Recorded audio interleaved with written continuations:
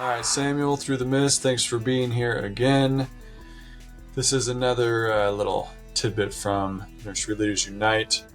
Um, and we've been talking a little bit, but I want to transition to a different topic that I think is interesting in a few different ways that I'll express. But basically, the topic is it true that people's lives get harder when they accept the gospel? And to phrase it kind of how the prophet did, when you accept the gospel, your life doesn't get easier, but you do find more joy in the gospel. That's kind of the summary answer, if you will. But I want to elaborate a little bit, and then I'll turn it over to you. I think I'll elaborate with what I think is a poignant story for me. One of my brothers served a mission, and he was in his mission maybe 6 months or something, maybe a year, I don't remember. And he was teaching an investigator, and he was preparing for baptism, and he kind of did what is, it's not typical, but it's not atypical either.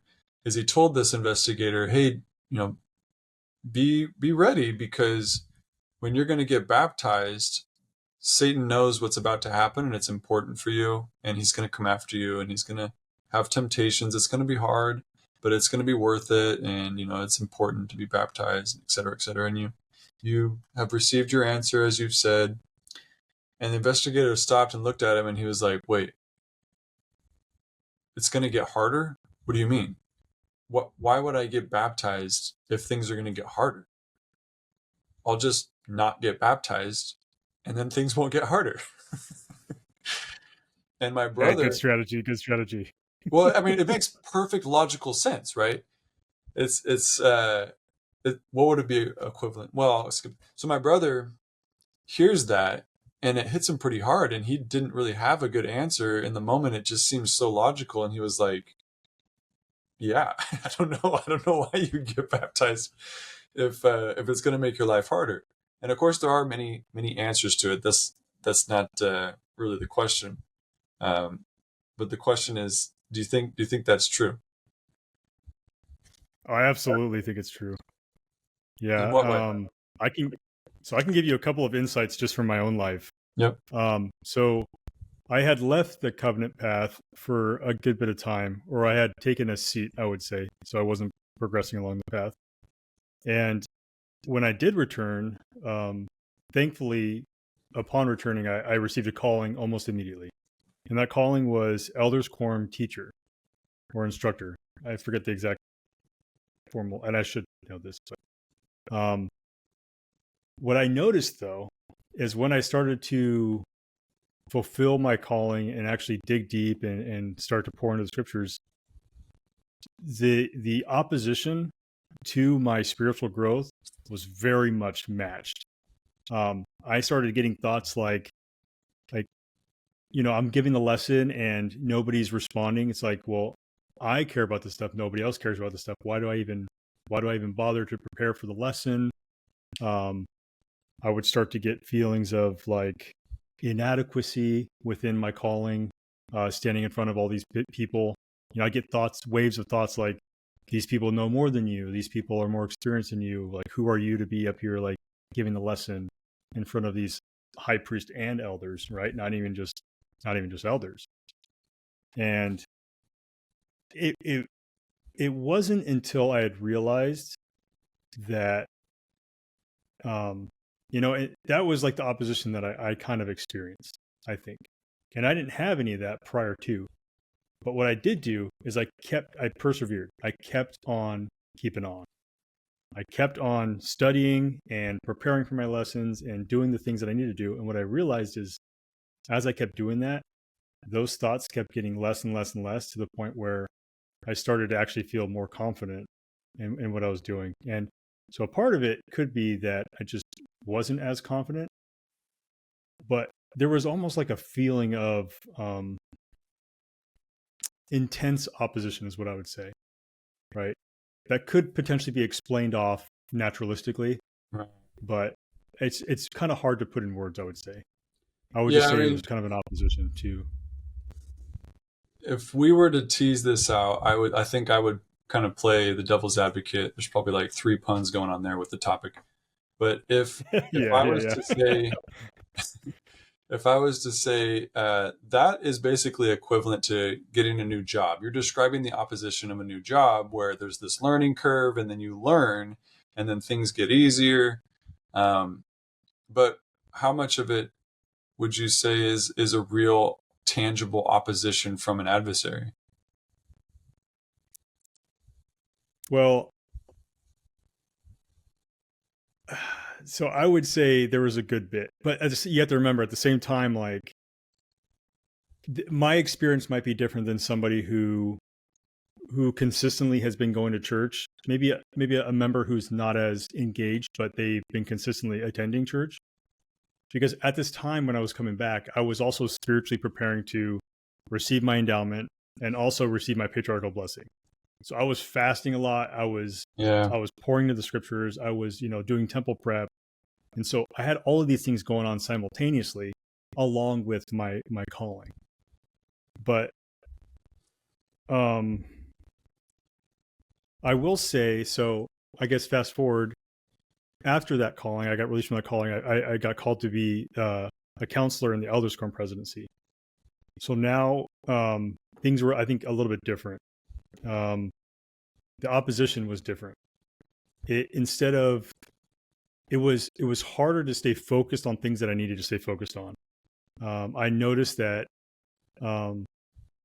I was challenged more, if that makes sense. Like I was, at the time I was obviously giving a lot more blessings, right? Because naturally, as it falls upon the Elders Quorum, as hey, this person needs a blessing. Okay, well, their ministering brothers are either unable to, or perhaps we can't get a hold of them in time. So it's like somebody from Elders Quorum presidency is going to go tag along, right?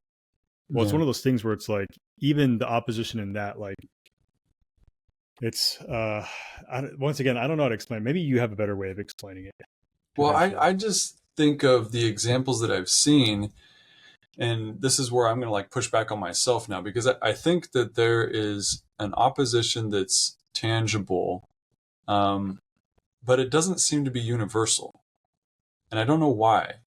That's kind of the mystery of tragedy and does God exist, right? Is if something terrible happens, why is that not evidence that God doesn't exist? And why could it be evidence that God does exist and respects our agency? So there's this tension, that people love to debate over. But I see people who are interested in discovering more truth, joining the faith, progressing down the gospel path, the covenant path, and they fight like it is a wrestle to get through making decisions and committing and keeping covenants and showing up to church on time and losing friends and sometimes employment and just like all kinds of crazy stuff. And then I see somebody else who it's like they've already been a member. Nothing changes. Nothing's hard. It's just plug and play. They get wet for a few minutes and then they just kind of move on with their life and everything just fits right in after baptism. And so there's something in me that says it's not simply just a full-on attack from the adversary, because if it was, you'd think that the adversary would be attacking everybody the same. But either he doesn't attack everybody the same, or we're protected differently.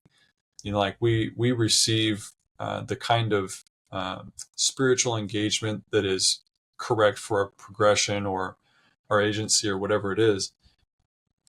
But I hesitate when I see somebody who's interested in committing, I would hesitate to say something like you're going to receive a lot of temptation and problems from the adversary, because I think that's almost an invitation. I think that it doesn't have to be that way. I've seen it not be that way. And there are better ways to prepare people. Like, for example, and this, I'll turn it over to you after this. I was talking to a recent convert, and he said that one of the most powerful things that happened to him at his baptism was when He got baptized, came out, was confirmed, and then Bishop did his welcome. And in the welcome, Bishop said, you're part of our family now. You're one of us, and we are here to help you. And for him, that hit him the hardest in his whole baptism, which is kind of crazy because he was crying in his baptism. He literally did speaking in tongues at an LDS baptism. I'm not kidding. He went under the water, he came out, and he started speaking in tongues. It was awesome. It was best baptism I've ever been to. It was amazing. Anyway, he said the most powerful thing for him was when Bishop said, we're here for you, because he's been baptized before, and every other church, the pastor would say, I'm here for you. And now he actually feels like he's a part of the family. And that seems like a better preparation for a convert than to say, be careful, you're going to get a lot of temptation. So, Yeah.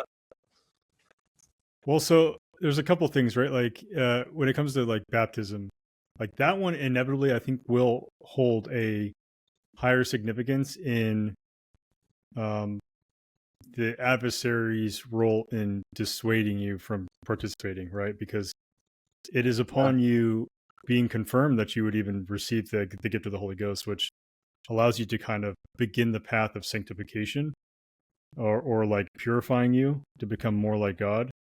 And it's through that process that you're able to better like kind of thwart the power of the adversary, right? Because you're able to actually discern truth from error. You're able to remember or recall things more readily, right?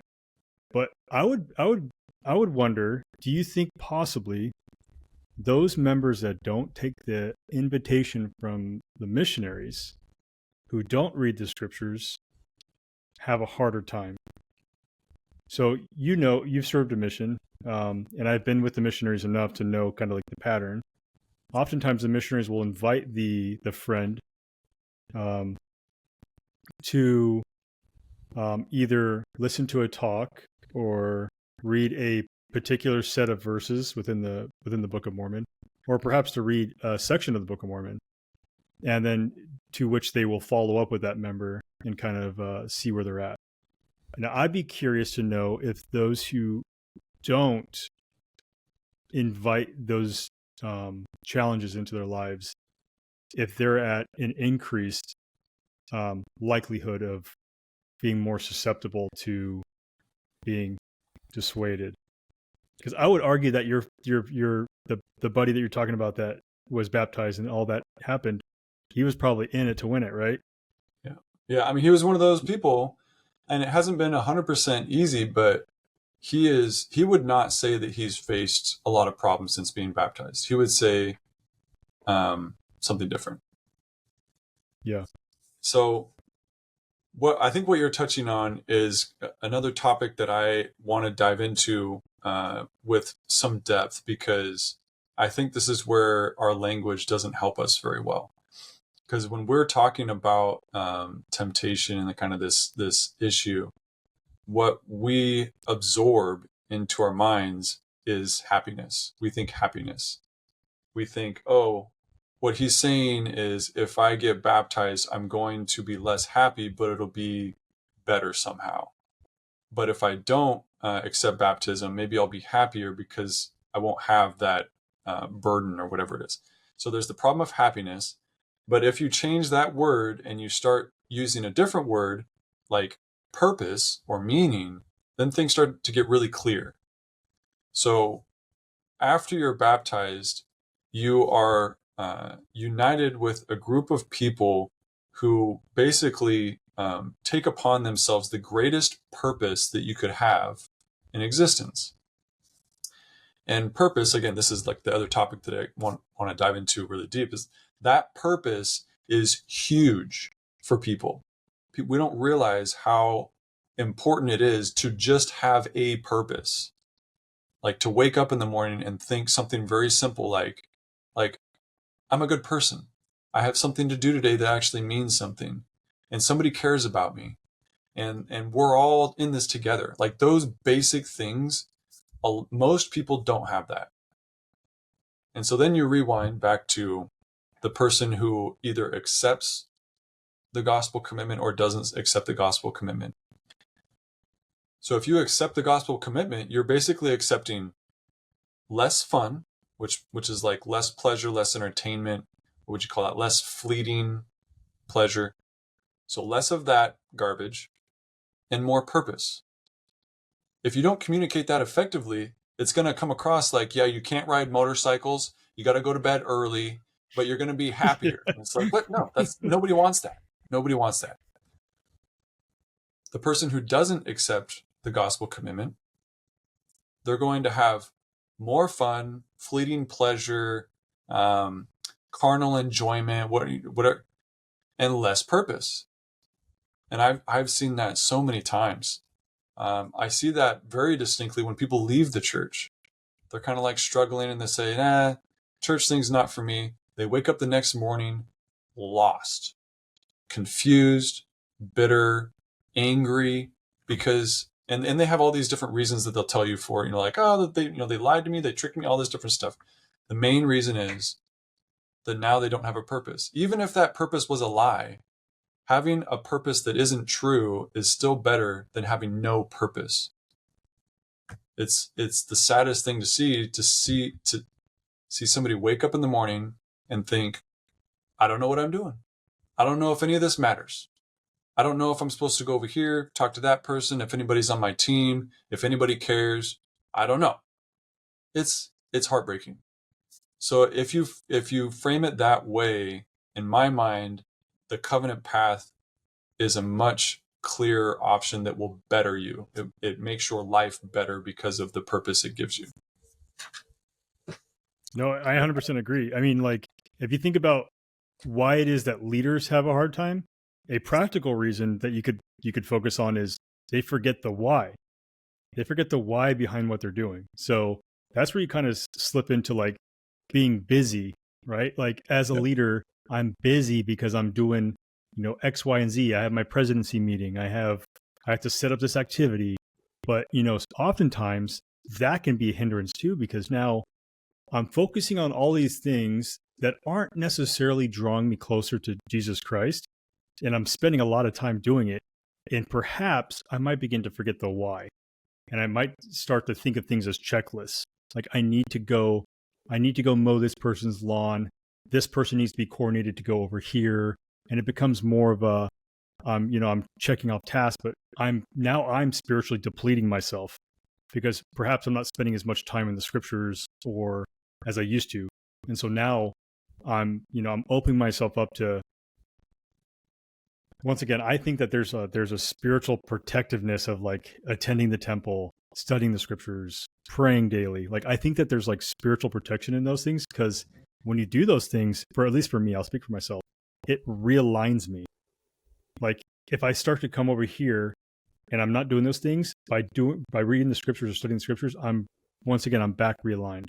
And it's the same thing with repentance. Like repentance practically allows for the individual to acknowledge what it is that they've done, and it's keeping themselves accountable as they remember the things that they've done that was wrong.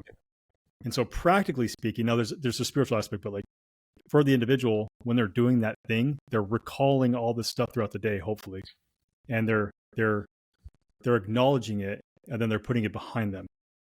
And so I think a lot of the times, just practically speaking too, like as you start to, baptism, for example, like you're studying a lot of things, and I would argue if you're doing the right things, then you're going to be focused on the stuff that you need to be focused on. Where you could kind of slip off the path is when you stop reading the scriptures and you start to delve onto YouTube and see, okay, like what is it that the LDS Church believes? Oh, now I stumbled across like some random YouTube page that's like anti.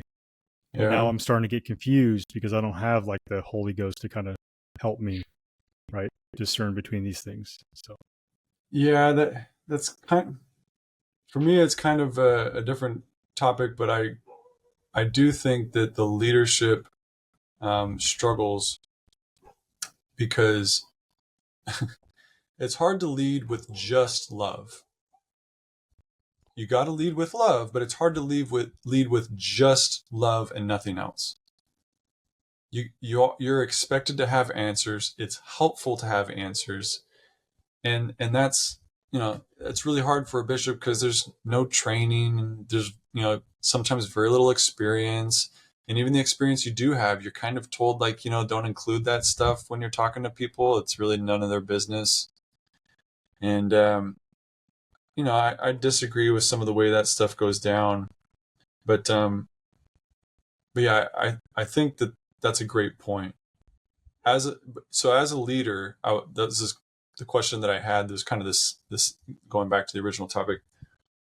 Is it the same kind of opposition, you think, when you're a leader? So let's pretend that there's metrics to this. You're baptized, and you're 20 years old, and in the state of life, you got maybe 5 devils assigned to you. And then fast forward, and you've got 10 devils assigned to you. Well, then you get asked to be bishop. And from one day to the next, you go from 10 devils assigned to you to 20 devils assigned to you, just because you're bishop. Hey, have we talked about this before in the past? No? Okay, because this is literally like what I think about this topic. Yeah. I'm not even messing with you. Like, No, I thought I'm on board. I'm on board. Well, because it logically checks out, right? Like, think about it. Okay, Lucifer and the fallen angels who are here, the adversary, the 1/3, the host of heaven, they know who we are. Yeah. They don't have a veil of forgetfulness placed over them. They know who we are. Likely, people like me and you were the ones who were helping them leave heaven, right? When that time came. Ushered them out, yeah. And so like, and that's why I'm going to kind of get off on a tangent real quick. That's why I feel like your patriarchal blessing is so important. Like reading your patriarchal blessing, because that will remind you of just, and for some people it might be a little bit different. For mine though, I like to think of the patriarchal blessing as a blessing that was given to me prior to me entering into mortality. And the patriarch is just reiterating the blessing that's already been given. And so I'm receiving that blessing from the pre-existence that I'd already received from God the Father. I like it.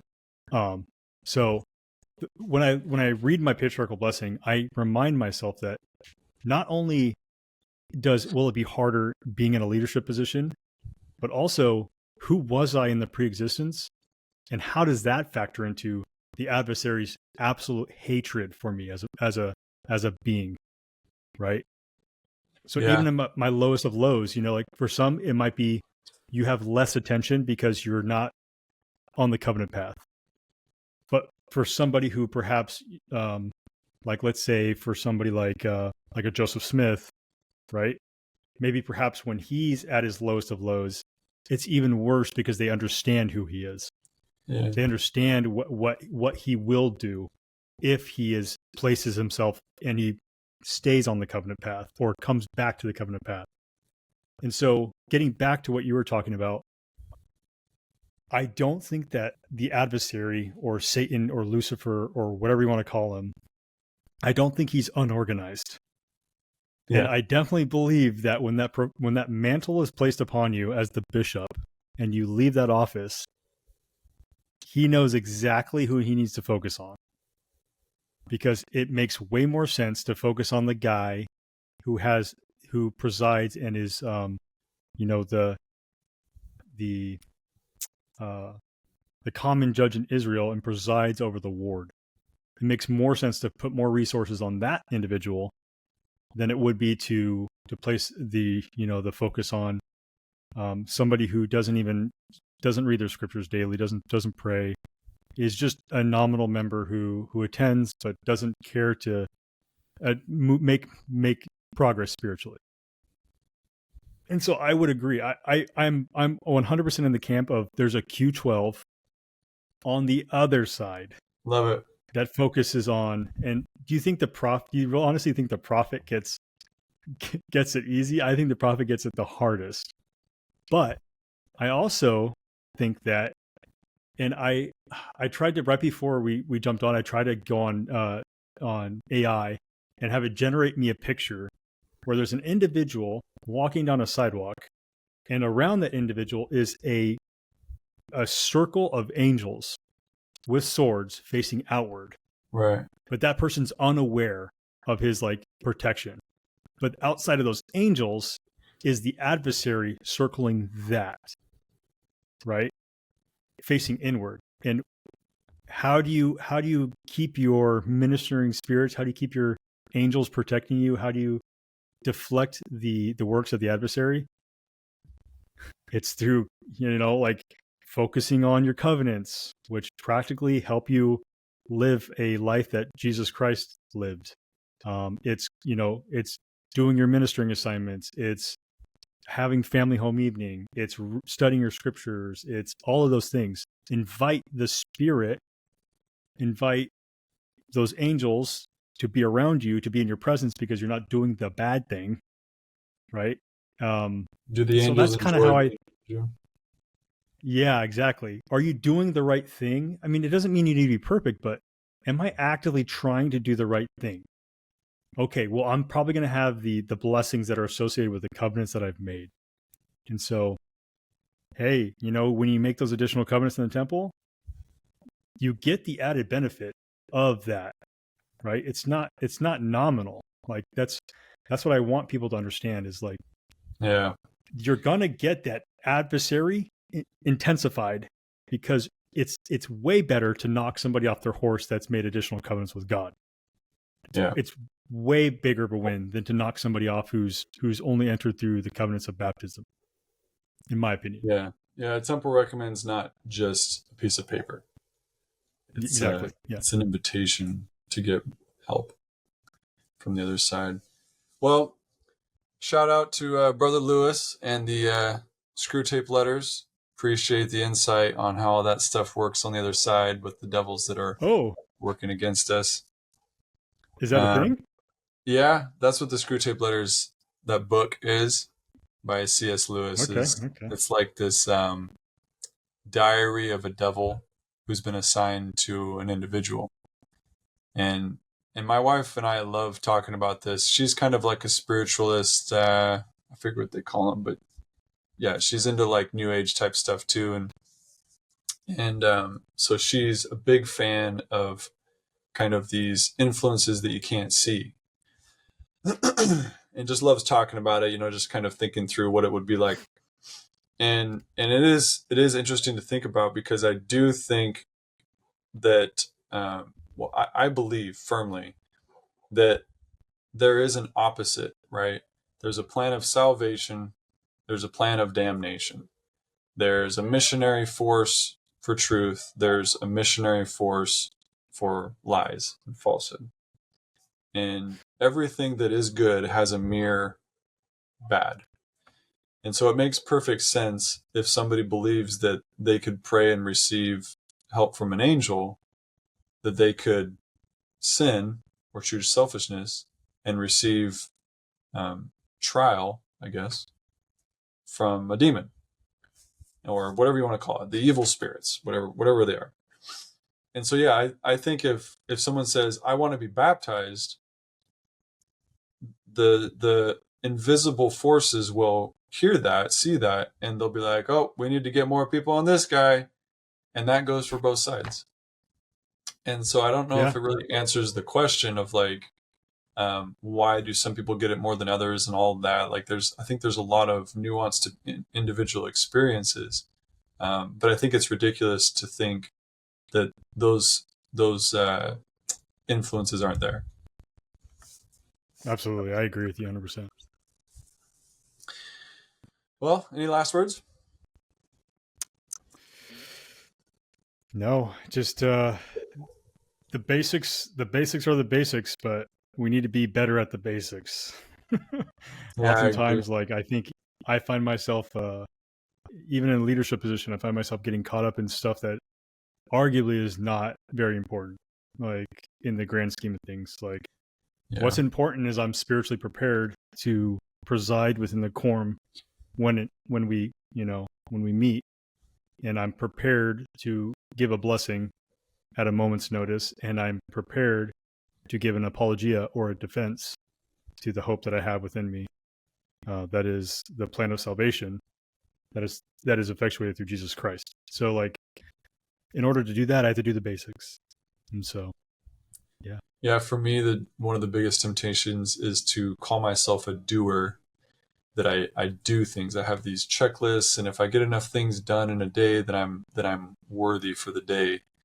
And that works okay at work, for employment, but then when it comes to the gospel, it just fails so bad, because we're not asked to be people who do, we're asked to be people who love. And so yeah, I think fostering that love, I'm giving a talk about that on Sunday, and every time I think about it, brings tears to my eyes, because it's so important. And when we struggle at that, it's hard to get anything right.